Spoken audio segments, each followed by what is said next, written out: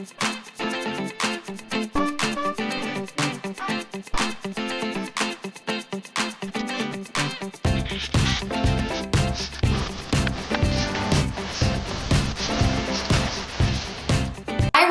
welcome to Pom-Poms to Properties. We are Michelle and Christy, and we are here to talk about going from the sidelines to sold signs. The good, the bad, and the ugly. We're here to spice up your home buying needs and just give you a little bit of fun and some stories and nostalgia at the same time. Yeah, we are two former Dallas Cowboys cheerleaders, so I think probably the best thing to do is sort of tell how that part of our lives happened. A little bit about ourselves. The cheerleaders have become so popular. Yes. After the Netflix series, America's Sweetheart. So, Christy, tell me, we have known each other for 30 years. Yes, so. we were like 3 years old. Yeah, something like that. We were very, very young. So we were Dallas Cowboys cheerleaders back in the 90s, in the good old days. Yes. The Super Bowl days. So taught that we were cheerleaders in 94, 95, but I was 93, it was my first year. Your first year. So talk about, and we're going to talk about real estate and all of the things. All the things. But let's start there. Let's start at the beginning. So talk about your cheerleading journey. How did you end up trying out for the Dallas Cowboys cheerleaders? So I don't think it was ever just my dream to be an NFL cheerleader. I was a dancer. I looked up to cheerleaders and dancers and all the things, but my mom actually heard about the tryouts on Kiss FM.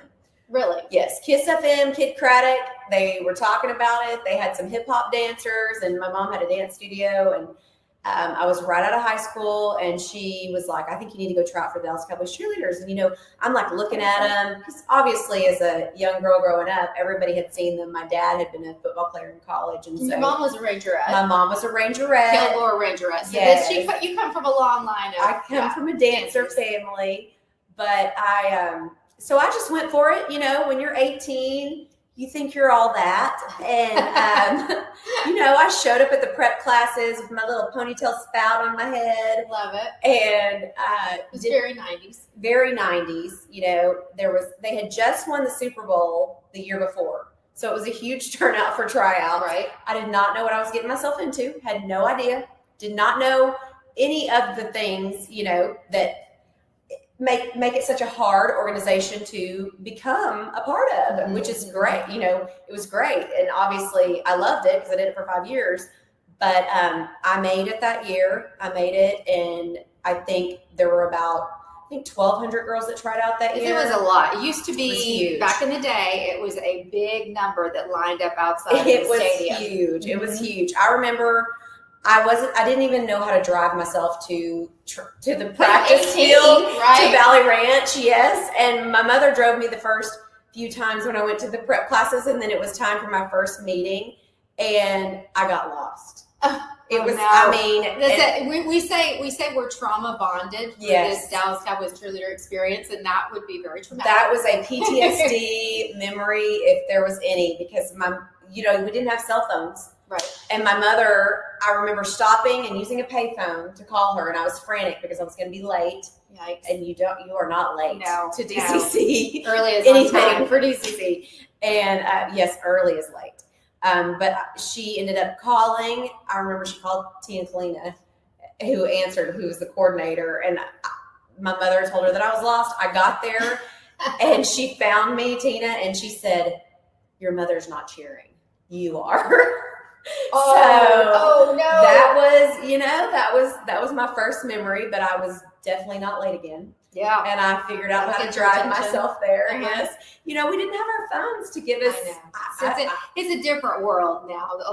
We're going to talk a little bit about the differences between back then and now. But I know what you're about to share, and I'm so excited about this. Yeah, that's one of the things that we wanted to share was like some kind of backstory or behind the scenes, I should say. And one of the things is they determine your look. They determine and your you're look. stuck with it. You are stuck with it. So I did show up to training camp with a scrunchie on top of my head. I had really long straight hair, and that's how I pulled my hair up. Well, lo and behold, this was my rookie year. And this was the choice for me that they chose this look for me. So this was my rookie season. I love this so much. I was a scrunchy girl. I love it. I also was 18 and they chose my look and it was a ponytail. Tell them what kind of ponytail. Okay, it wasn't not a good one, not the pretty one, not a sleek, slicked back. No, it was right here on the side of the head. I believe I had a blue ribbon also. So it was really, really something. I mean, I would say it was definitely, obviously I loved it and it's such a prestigious organization. But it was not easy in the 90s. I joke and say that some of my clients want me to weigh in when I get there, when I get to a showing. They're pretty hard on me, I will say, and they expect a lot. And that's kind of how it was with DCC. They want perfection, and I think that that's part of what makes us such good realtors is that competitiveness, the camaraderie, and the perfection that we want to give to not only that organization but all of our customers. Right. I think that's also something that we are part of Christie's International Real Estate. We said we were on a team decades ago, and now we're on a team again together. And I think that was I think when you've been a part of something that's just world class and has such an incredible name like the Dallas Cowboys Cheerleaders, that you and I kind of looked for that partner in a brokerage. Absolutely. So we're really blessed to be here working together on the same team. Yes, I'm so excited. I'm so excited. Dynamic duo. Yes, we are. Yes, but I do think that they kind of fit hand in hand. I can't say enough great things. As much as we're going to make fun of and talk about the trauma from the Dallas Cowboys Cheerleaders, I will say it is just such an amazing organization. Kelly and Judy, the ones you see on Netflix, they were our directors and choreographer as well. They do not age. So whatever the secret sauce is, we want some of it because they look exactly the same. We're trying to figure out their secrets. Yes, we're trying to figure out their secrets since we're above 50. We're not going to get into age in this episode, not quite yet. But let's do a little toast to our first episode. Toast to our first episode. Cheers to our cheerleading. Pom-Poms to properties. Mm-hmm. All right, so I'll tell you my little story. So I was also 18. So when back years ago, so I cheered a lot earlier than you did. I was actually came back in my second year and cheered with Christy, but my first year was in the 80s. And so this is going way back. Was 4. Yeah, there's a significant age, but we won't talk about that. Little difference between us. But when the 70s, when they were good in the 70s, which now, they weren't good again until the 90s, and we're hoping for a resurgence. We're really hoping. But in the 70s, they had won a Super Bowl. We were actually watching them play the Super Bowl in the 70s. And my dad, when I was about, 10 years old, said, you need to do that. You need to try out for these Dallas Cowboys cheerleaders. We had moved to Texas from Louisville, Kentucky. Okay. And he was immediately a big Cowboys fan. And I thought, when I was 10, I thought, oh, wow, I could never do that. Well, then fast forward to 18, and I tried out, and somehow, I don't know how, but did make the team. Tell them about how hard it is to make it on your first try. It is. We've chatted about this, Christy and I have, because it's pretty unusual to make the squad at 18 years old. That's very young. Yes. And honestly, in some ways, it's kind of a hair blown back experience for a little 18-year-old coming out of high school. But I cheered in 86, 87 was my first year, and then 94, 95, I had a little second coming. Second run. Had a second run, which was kind of interesting in looking back on that because I had a unique experience. I cheered with Kelly Finglass, who's the director now, and then I came back, and when I came back, she was the director. So it was kind of a cool experience. And when I came back, the team originally was under Tom Landry as the coach. When I came back, it was Jerry Jones who bought the team. And so it was a whole different experience, a lot more glamorous, I would say, just really amped everything up in terms of a entertainment, so it was really fun to come back and have both of those experiences. Yes, absolutely. I mean, it was a competitive, fun organization with just so many highlights and memories, but also they worked us very hard. Very hard. Yes. Which is why we are blending our real estate and cheerleading together, because we really truly feel like they fit hand in hand, and can't wait to tell you some great stories, not just about cheerleading, but also about real estate. But, yes. Let's talk about that. Let's kind of shift gears a little bit. We'll tell you lots of cheerleading stories, but let's shift gears to how did you end up transitioning from your professional cheerleader to real estate? It's a very successful real estate agent. Tell your story. So I cheered for quite a while. I cheered for 5 years, and it's hard to get out of it. Once you're in it and you love it, it's very hard to get out of that life. So, went to college and tried some different things, and then ended up being a cheerleading coach for, 15, 17 years. You couldn't give it up. I couldn't give it up. I could not give it up. Really couldn't give it up. Absolutely loved it. Went back and taught some camp DCC, did different things with them once I had my daughter. But I ended up, I guess, I've had my real estate license since 2013. I always wanted to be a realtor, and I would take my classes, and then, I had my other job coaching cheerleading, which was my passion, and I had my daughter. So then I would just not finish. Then finally I finished in 2013, and I loved it. I mean, helping people and being of service to people, which I think is part of also when I was a cheerleader. I did show group and I traveled overseas, and just being able to help people and acknowledge them and just see what their needs are and everything was really, I think it was a huge thing for me, and it taught me to really care about people and their needs and make them smile.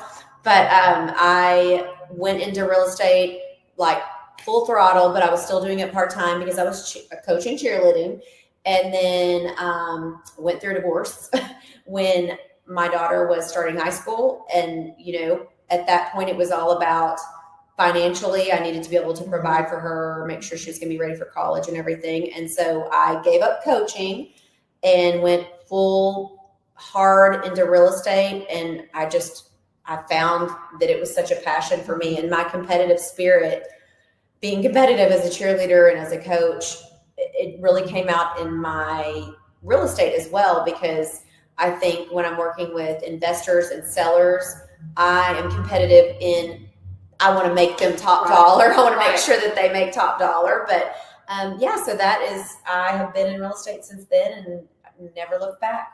And I think in some ways it's a really natural, I don't know, if it's sort of like in you to cheerlead and to lift people up and to watch them, and really help them win, then that's kind of what we're doing for our buyers and our sellers. Is we want to help people win. Yeah, exactly. For sure. Exactly. My story is a little bit different in the sense that I kind of came to real estate late, but my husband and I have had a contracting company. So residential, commercial foundations for 30 years. And always I thought, I might do that at some point. It always seemed like something that would be really fun and interesting and really kind of overlap. Especially since you were so knowledgeable behind the scenes, which I think a lot of real estate agents, they get their licenses. And I think that happens a lot lately with younger people when they've watched Selling Sunset. Right. I was going to say they're watching Selling Sunset. And the clothes look so pretty and, it looks so fun. But I mean, I'm scooping poop, I was and I'm cleaning toilets, and I'm doing all the things. So I do think that knowing what goes on behind the scenes probably is better than even having your license sometimes. Right. Well, it certainly gave us a basis for, this could be something that we could kind of overlap our worlds. So I actually cheered for the Cowboys. My backstory, I cheered for the Cowboys. Then I worked for the team, so I also couldn't give it up. Yes. I worked in ticket sales and worked in special promotions, and absolutely love the team. I think there's no lack of spirit for our Cowboys here. Yes. Anyways, when I had my children, I sort of just transitioned into stay-at-home mom, and all the while kind of watching Jason build his business and being, as you said, kind of in the background of that, but thinking, this would be a great way for us to be able to work together. And I think I'm older than you, as we said, and now I have adult grown children. And I think one of the things that you find with with a partner who you've been married to many years, and really your main sort of project has been these kids, is that eventually you want something else, that when they get older and they're out on their own. And so we kind of looked for something that was like, what can we work on as a common project that involves you and me, and we still have lots to talk about at dinner, and it's not all about the kids anymore. Right. And so it made a really natural transition.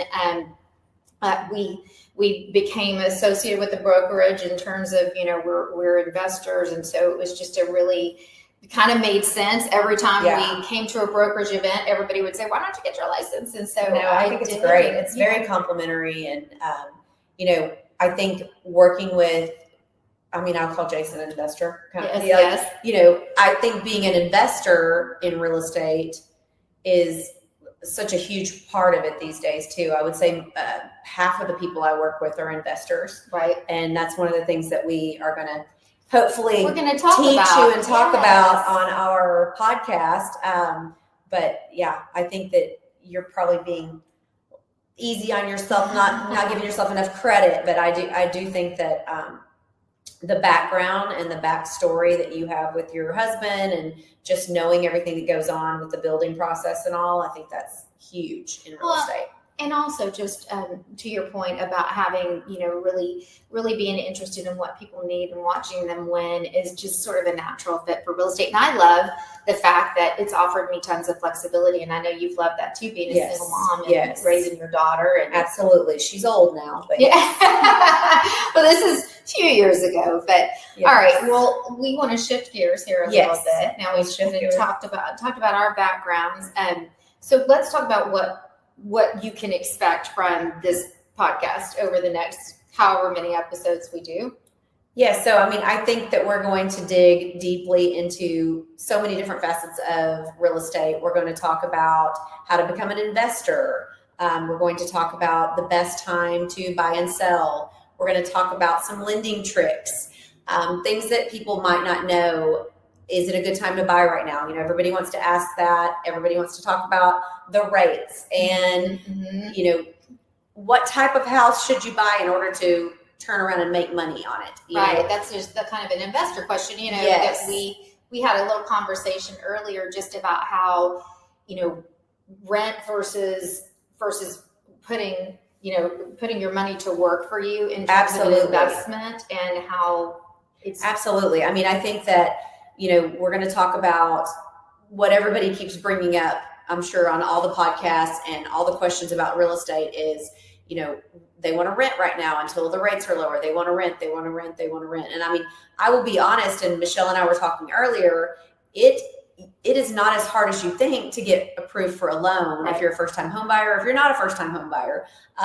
It's actually, I feel like, a little bit easier just going through a few different scenarios with some people trying to find a lease. Sometimes it's harder to get approved for a lease than it is to get approved for a mortgage. Which is kind of crazy. It is crazy. And I think we've both experienced this in the industry is, because it's become so competitive, that there are lenders out there who will really, truly partner with you and say, let's put together a game plan. Let's take the next year and, let's look at your credit scores. Let's look at all of your, debt to just everything. They will tell you exactly what to do to make sure they can get you in a house. Right. And sometimes you can actually get into one now and you didn't even realize it. But, you could be putting your money for the next 2 years into something that is building equity for yourself instead of equity for the person that owns the house you're renting. Exactly. So, but we're also going to talk to you about how to be the landlord, how to get your own investment property.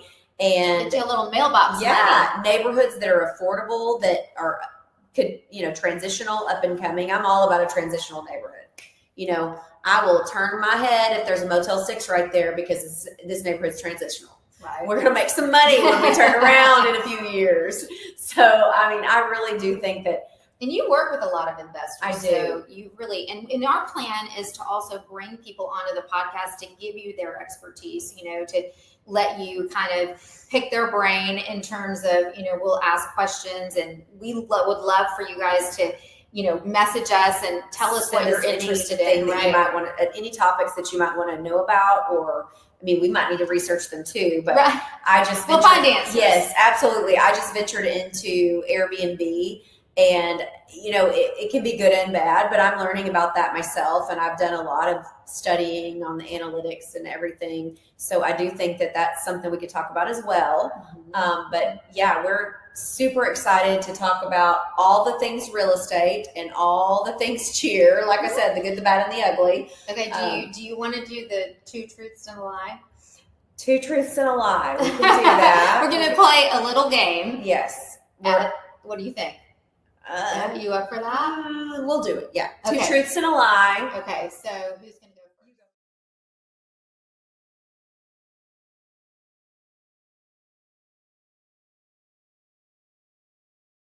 I'm ready. Okay. So I have 5 siblings. Okay. I was Dean's List my freshman year in college. Okay. I was a clown in the Macy's Day Thanksgiving Parade. Macy's Thanksgiving Day Parade. Let's see. Well, we all know you're a clown. So, gosh.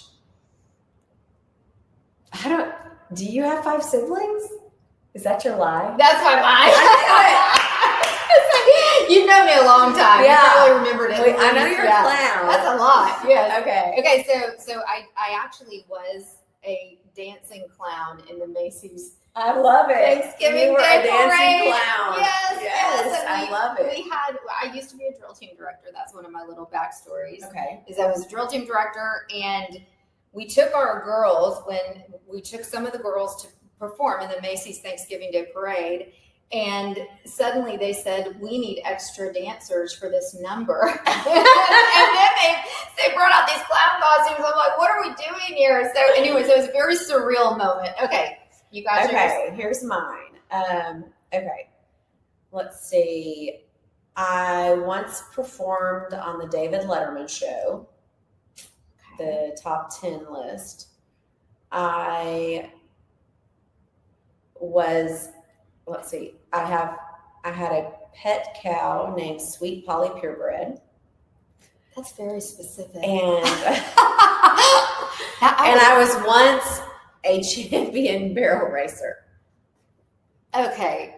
I feel like the cow thing is way too specific, except for you've never said anything about this ever. The David Letterman thing, I think, is true. I am a vegetarian. I knew that. And I'm going to say barrel racing. I was like, I've never known you to be a barrel I'm from racer. East Texas, but I'm not a barrel racer. But you had this cow? I guess. That is Sweet Polly. Oh my gosh. I never knew. I had a pet cow. Sweet Polly. Was Sweet Polly sweet? She was. Let's toast to Sweet Polly. Sweet Polly. Sweet Polly probably ended up in a hamburger, but between 2 buns. Well, that's very I sad. didn't know it. So, all right. So we're I think we did a good job on this first little round. I think so too. I'm we've excited. done it. I'm excited Yes. to have you guys chime in and give us some topics that you'd like us to talk about as far as real estate. We are going to go on location, some different places. We're going to show you some beautiful hot spot homes throughout the DFW area. We're going to feature some different homes, some hot homes. We're going to show you some great neighborhoods.